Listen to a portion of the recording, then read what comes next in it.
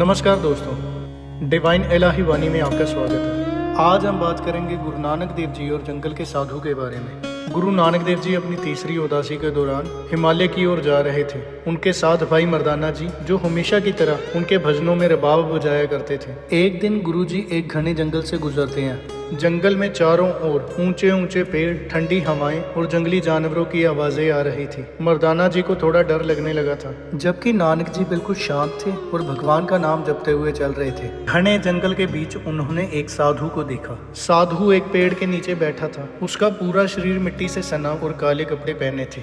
साधु ने अपने इर्द गिर्द कुछ हड्डियां और अजीब चीजें रखी हुई थी। वह तंत्र मंत्र करने में लगा था। मर्दाना जी ने नानक जी से कहा, गुरु जी, हमें यहाँ से चले जाना चाहिए। ये साधु मुझे डरावना लग रहा है। नानक जी मुस्कुराए और कहा, मर्दाना जी, डरने की कोई बात नहीं। ये साधु भी हमारी तरह इंसान है। चलो इसके पास बैठते हैं और इनसे बातें करते हैं। नानक जी साधु के पास गए और उसे प्रणाम किया।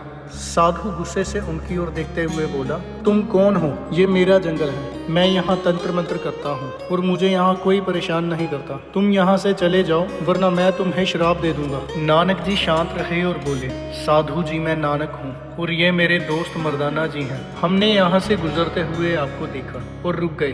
भगवान ने ये जंगल सबके लिए बनाया है। हमें डराने की बजाय आप अपने बारे में बताइए। साधु को नानक जी की निम्रता और शांति देखकर थोड़ा आश्चर्य हुआ। उसने कहा, मैं यहाँ कई सालों से तप कर रहा हूँ। मैंने कई सिद्धियां हासिल की हैं और लोग मुझसे डरते हैं। मुझे लोगों को डराना अच्छा लगता है, क्योंकि इससे मुझे ताकत मिलती है। नानक जी ने कहा, साधु जी, डर से ताकत नहीं मिलती। डर से तो लोग दूर भागते हैं। असली ताकत तो प्रेम और दया में है। आपने तप किया, बहुत अच्छी बात है, लेकिन अगर आपकी साधना से लोगों को डर लगता है तो ये साधना अधूरी है। सच्ची साधना वही है जो दूसरों के दिल में प्यार और शांति लाए। नानक जी की ये बात सुनकर साधु चुप हो गया।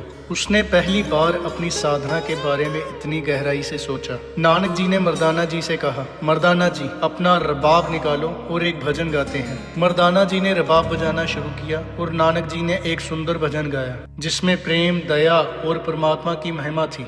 भजन सुनकर साधु का मन शांत हो गया। उसकी आंखों में आंसू आ गए। उसने नानक जी से कहा, नानक जी, मैंने अपनी सारी जिंदगी की साधना में कभी ऐसा सुकून नहीं पाया जो आपके भजन से मुझे मिला। मैंने लोगों को डराया, अपने अहंकार को बढ़ाया, लेकिन आज मैं समझ गया कि असली सुख दूसरों को प्यार और शांति देने में है। साधु ने नानक जी से कहा, मुझे अपने साथ ले चलिए। मैं भी आपके भक्ति मार्ग पर चलना चाहता हूँ। नानक जी ने उसे अपने गले लगाया और कहा, साधु जी, ये मार्ग प्रेम और सेवा का है। चलो हम साथ साथ लोगों को परमात्मा का संदेश देंगे। इस घटना से साधु का जीवन बदल गया। वह नानक जी के शिष्य बन गए और उनके साथ कई गाँव में गए, जहाँ उसने लोगों को प्रेम और दया का संदेश दिया। गुरु नानक देव जी ने हमें सिखाया कि सच्ची शक्ति डराने में नहीं, बल्कि प्रेम और नम्रता में है।